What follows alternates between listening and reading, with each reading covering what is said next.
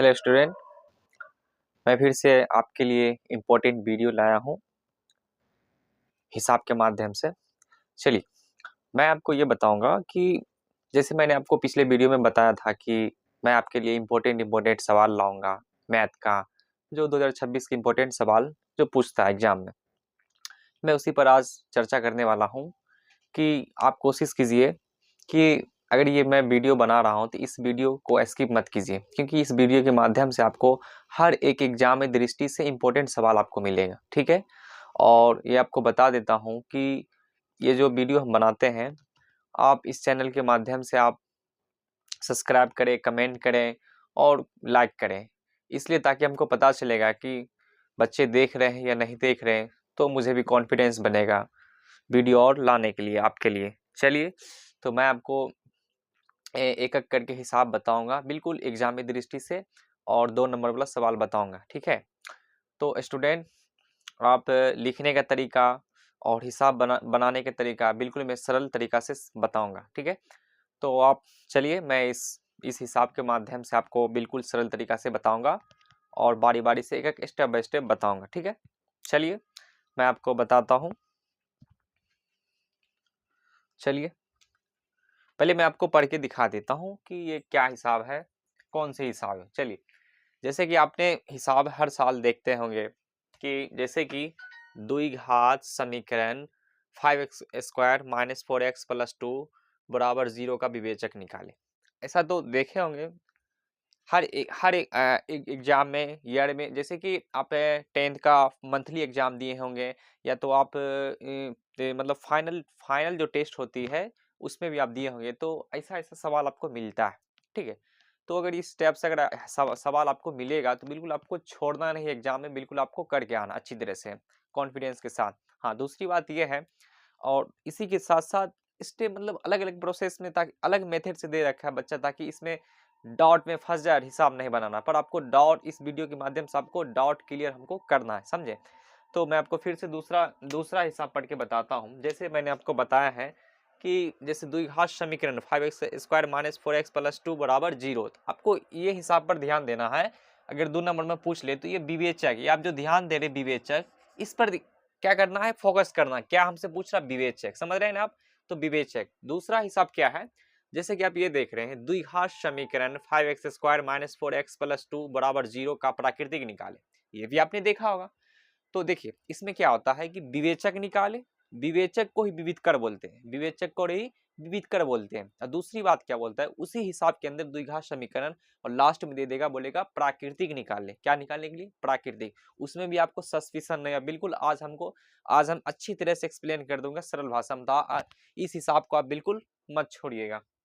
फिर से मैं आपको पढ़ के तीसरा हिसाब बताता हूं। जैसे द्विघात समीकरण -3x² + 4x + 5 बराबर 0 के मूलों का योग निकाले। आप तो देखे होंगे योग, गुणनफल, योग। जैसे 10th में 2.3 में आपने बनाया होगा योग और गुणनफल। योग समझ रहे, अगर याद रखिएगा, जैसे कि अल्फा प्लस बीटा का मान क्या होता है, -b/a। तो अल्फा प्लस बीटा को हिंदी में कहता है योग, गुणनफल को क्या कहता है, गुणनफल को जैसे आप जानते होंगे, गुणनफल, जैसे गुणनफल के क्या होता है, गुणनफल वो जैसे कि c/a, क्या c/a होता है ना। हाँ, तो उसका c/a ही होता है। चलिए, तो जैसे आपको हम बताते हैं। हाँ, जैसे कि अल्फा बीटा, जैसे कि यहाँ पर आपको जैसे थोड़ा एक्सप्लेन कर देता हूँ। जैसे इसके बारे, योग बराबर, जैसे कि अल्फा प्लस बीटा को ही योग बोलते हैं, और अल्फा और बीटा को क्या बोलते हैं, गुणनफल।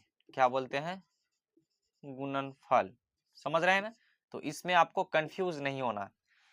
ये जो देख रहे हैं, इसके माध्यम से आपको ऑब्जेक्टिव में भी पूछेगा और 2 नंबर वाला सवाल में भी पूछेगा। ठीक है, मैं इस चीज को अभी क्लियर कर दिया हूँ।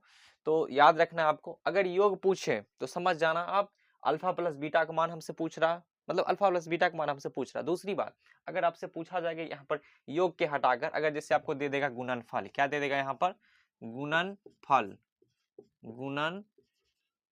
गुणनफल दे देगा। क्या दे देगा, तो आपको ये याद रखना, गुणनफल दे देगा, समझ जाएंगे अल्फा बीटा का मान हमसे पूछ रहा, मतलब अल्फा बीटा पूछ रहा, मतलब गुणनफल। अल्फा बीटा का मान क्या होता है, c/a का मान रख के आपको बनाना। चलिए मैं आपको इसी तरह से सरल भाषा में बनाकर अच्छी तरह से दिखाता हूँ। चलिए, और जैसे कि यहाँ पर क्या दे रखा है, योग, क्या है, योग, समझ रहे हैं ना। चलिए, तो मैं आपको ये जो देख रहे हैं द्विघात समीकरण 5x² - 4x + 2 = 0 विवेचक निकाले, मैं फर्स्ट पहला हिसाब बनाकर दिखाता हूं आपको बारी बारी से, बिल्कुल सरल तरीका से। चलिए, जैसे कि आपको मैंने पिछली वीडियो में बताया था कि कॉपी भी मैथ में लिखने का मेथड होने चाहिए, तो उसी तरह से मैं आपको लिखकर दिखाऊंगा। चलिए, फर्स्ट हिसाब है, जैसे आप 1 का है तो उत्तर 1 का, क्या उत्तर 1 का, आपको कुछ नहीं करना है, हल यहाँ इस तरह से आपको लिख देना, हल आपको लिख देना, हल इस तरह से आपको लिख देना है। और क्या है, क्वेश्चन आप लिख दो पहले, 5x² - 4x + 2, ये कोई हॉल, एग्जाम हॉल में भी जो लिखना है कॉपी पर इसको लिखना है, ठीक है, ये सब नहीं उतारना है, सिर्फ आपको नंबर दे देना है। क्या है, 0। आपको क्या करना है, सबसे फर्स्ट में विवेचक, विवेचक देखिए विवेचक में क्या होता है, विवेचक निकाले, विवेचक निकाले या विवितकर निकाले, विवितकर निकाले, इसमें आपको कंफ्यूज नहीं होना, ठीक है। विवेचक बराबर सूत्र क्या होता है, विवेचक बराबर सूत्र d बराबर b² - 4ac, ठीक है। विवेचक बराबर सूत्र d बराबर b² - 4ac होता है, ठीक है। उसी तरह से विवेचक बराबर भी सूत्र होता है d बराबर b² - 4ac, ठीक है। जैसे आपको फर्स्ट में ये ले लेना हल, इसी तरह से आपको बनाना है, 5x² - 4x + 2 = 0। चलिए, सूत्र तो आपको दे रखे, विवेचक, विवेचक पूछे विवितकर पूछे, तो d बराबर b² - 4ac, चलिए सॉरी यहाँ पर c लगेगा, 4ac, b² - 4ac, ये आपको हर हाल में दिमाग में ऐड करके रख लेना। और अगर आपको ऑब्जेक्टिव में पूछेगा तो ऑब्जेक्टिव में आपको भी जवाब देना, क्योंकि ऑब्जेक्टिव में ये भी सूत्र पूछता है। चलिए, आपको याद रख लेना है, विवेचक पूछे विवितकर पूछे, हिसाब एक ही है। आपको फर्स्ट में a 5 हो गया और b कितना है, इसको a मानेंगे, इसको b, इसको c, b हो गया -4 और c हो गया 2। चलिए, लिख दिए ना आपको। और d बराबर सूत्र लिख लीजिए, d बराबर सूत्र b² - 4ac। विवेचक पूछे या विवितकर पूछे तो d बराबर हमको सूत्र रख देना, तो बराबर b का मान कितना होता है, b कौन सी है, b ये -4, आप यहाँ पर -4 लिख दो, -4 है तो 4 गुना, एक मान कितना है 5 लिख दो, c का मान कितना है 2 लिख दो, बराबर -4 पर स्क्वायर है, जैसे भी -4 गुना -4, माइनस क्या होता है, प्लस होता है ना, और 4 चौक कितना होगा 16। चलिए, तो 4 चौक 16 होता है, तो यहाँ पर आप 16 लिख दो, तो 16 लिख दिए। अब यहाँ पर क्या करना आपको, ये माइनस है तो माइनस, और 4 कितना, 4 × 5 = 20 है तो 4 × 5 = 20, 4 × 5 = 20 और गुना 2 बराबर 16 है तो 16, तो 20 दूनी कितना होता है 40। अब इसको क्या करना, 16 में से 40 आप घटा दो, कितना होगा, 40 में से 16 आप घटा दो, 10 में 4, 3 में से गया था कितना है 24। इन दोनों में सबसे बड़ी कौन सी संख्या, 40, 40 में किस चीज का चिन्ह लगा, माइनस आप पहले लिख दो, कितना आया -24, तो डी बराबर सूत्र डी का मान कितना आया -24, यही इसका आपका एग्जैक्ट आंसर आ गया। इसी तरह से सेम इसी मेथड में आपको 2 नंबर के सवाल में बनाना है, समझ गए ना आपको, इसमें कोई परेशानी कोई दिक्कत नहीं ना। अगर दिक्कत कोई परेशानी हो तो आप इस वीडियो के माध्यम से आप हमें इस हिसाब में कमेंट करके बता दो। चलिए, स्टूडेंट, जैसे कि मैंने आपको फर्स्ट हिसाब मैंने आपको बता दिया है, ठीक है। अब आपको क्या करना है, दूसरी हिसाब मैं आपको बनाकर दिखाऊंगा, बिल्कुल सरल तरीके से, आप उस पर भी कमांड करें, अच्छी तरह से कमांड करें, ताकि आप इसको अच्छी तरह से समझने की कोशिश करें, ठीक है। अगर कोई कहीं पर अगर आपको दिक्कत हो, परेशानी हो, आप मुझे कमेंट करो, मैं आपको जवाब दूंगा, ठीक है। चलिए, तो मैं आपको दूसरा हिसाब बनाने की कोशिश करता हूँ। जैसे मैंने आपको बताया ना, समीकरण विवेचक पहले निकालने, इसी में आपको पूछेगा प्राकृतिक क्या निकालने के लिए, प्राकृतिक। अब हमको प्राकृतिक निकालना है, ठीक है। चलिए, जैसे कि मैंने आपको बताया प्राकृतिक, सबसे फर्स्ट में आपको क्या करना है, उत्तर उत्तर 2 का ये लिखने दिए। इसी तरह से सेम आपको लिखना है, बिल्कुल सेम तरीका से लिखना है, ठीक है। चलिए 2 का हल यहाँ पर आप लिख दो,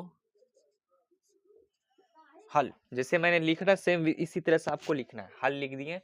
और इसमें एक भी नंबर आपको नहीं कटेगा, सेम इसी मेथड से आपको लिखना है, ठीक है। चलिए तो क्वेश्चन उतार लेते हैं। पहले 5x² माइनस 4x प्लस 2 बराबर 0, ठीक है। क्वेश्चन थोड़ा सेम ही है, तो आप इसे घबराए मत। कभी कभी डिजिट जैसे कि मान के चलिए चेंज कर देते हैं, जैसे 2 की जगह 3 कर देंगे, इसमें कोई घबराने वाली बात नहीं है, सेम इसी तरह से आपको हिसाब मिलेगा। मैंने आपको चेंज कर दिया। चलिए अब जैसे मैंने आपको बताया ना पहले, सेम उसी तरह से आपको मान रखना है। एक मान क्या है 5 और बी का मान -4, सी का मान 3। देख, इसको ए मानते हैं, इसको बी मानते हैं, इसको सी मानते हैं। समझ रहे हैं कि ना, समझ रहे हैं। तो चलिए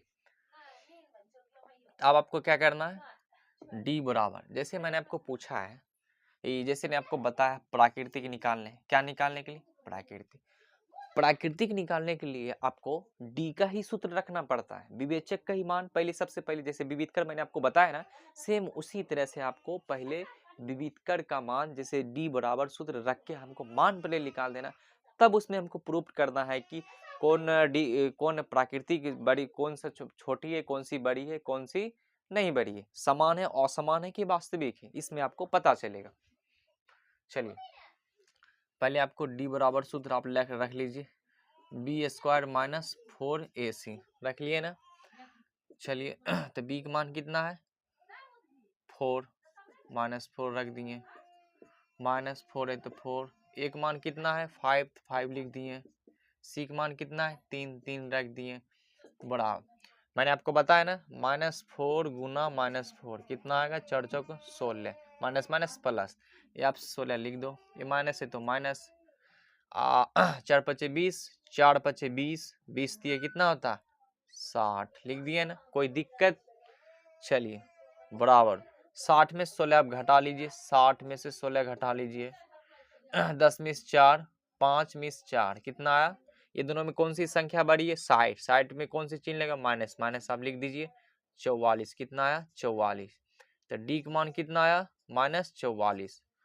यहाँ पर आप अब पूछ रहा है, इसमें हम दो विवेचक, अगर कोई भी प्राकृतिक निकाले या प्राकृतिक निकाले या विवेचक निकाले, यहाँ तो आपको मैंने बता दिया, पहले आपको विवेचक निकाल लेना, विवेचक निकालने के बाद अब समझ में आएगा कि प्राकृतिक कैसे निकाले, तो ये हमको याद रखना पड़ता है। जैसे डी का मान, चलिए जैसे ये जैसे डी का मान अब आपको समझ में आ जाएगा। जैसे मान के चलिए मैं आपको समझाता हूं, अगर जैसे ये 0 है, अगर डी का मान जैसे 0 आया, डी का मान 0 आया, मान के चलिए जैसे आपको घटाते हैं 2 -2 घटाते हैं कितना आया 0, कितना आया 0। सेम इसी तरह से अगर 0 आ जाएगा तो आपको लिखना है समान, मूल वास्तविक, मूल वास्तविक, मूल वास्तविक समान है, समान है, ठीक है। अगर डी का मान 0 आए तब मूल वास्तविक समान। उसी तरह से जैसे कि आपको, उसी तरह से आपको अगर डी का मान -2, माइनस मतलब बिल्कुल कम, 0 से भी कम हो जाए, जैसे कि -2 हो गया, जैसे -45 हो गया, या -46 हो गया, या -44 हो गया, मतलब ये तो 0 से कम हो रहा है, बिल्कुल माइनस में जा रहा है, घटा में जा रहा है ना। तो सेम उसी तरह से आपको ध्यान देना है, अगर डी का मान तो माइनस में कम जा रहा है, तो यहाँ पर क्या आपको लिखना है, मूल वास्तविक, क्या लिखना है सिर्फ मूल, कोई मूल वास्तविक कोई मूल नहीं है। क्या लिखना है? मूल वास्तविक कोई मूल लिखना है। मूल वास्तविक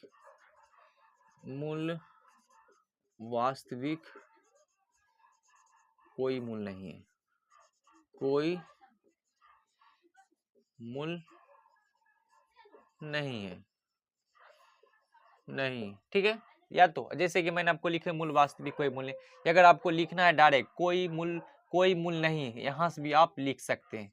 अगर डी का मान अगर 0 से भी कम है, माइनस में आए, तब यहाँ से भी आप लिख सकते हैं कोई मूल नहीं। उसी में अगर आपको जैसे कि उसी में आपको जैसे डी का मान जैसे कि यहाँ पर तो कितना है, -44 आया ना, उसी में आ जाएगा कितना, 2।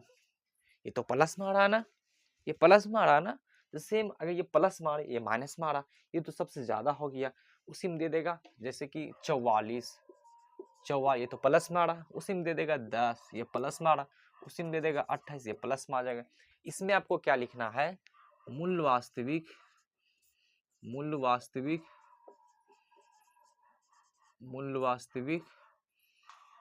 और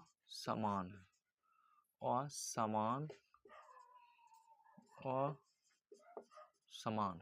सेम ये तीन, जो मैंने जिस 3 सूत्र बताया है, आपको अच्छी तरह से दिल में, दिमाग में बड़ी शिद्दत से याद करके रख लेना, ताकि अगर एग्जाम में भी पूछे तो आपको ऑब्जेक्टिव में सेम ऑप्शन देगा, तीनों लिख दे देगा, कुछ और प्रकार दे देगा, बताएगा इसका ये डी का मान 0 से कम हो, डी का मान अगर माइनस से कम हो तो ये क्या होगा, आपको याद रहेगा, तभी तो आप टिक करोगे, तभी तो ऑब्जेक्टिव बनाओगे अच्छी तरह से। सेम उसी तरह से आप पहले याद रखो। इसमें क्या हुआ, डी का मान तो सबसे क्या आया, माइनस में, मतलब सबसे कम आया। क्या लिखना है यहाँ पर आपको, क्या लिखना है, मूल वास्तविक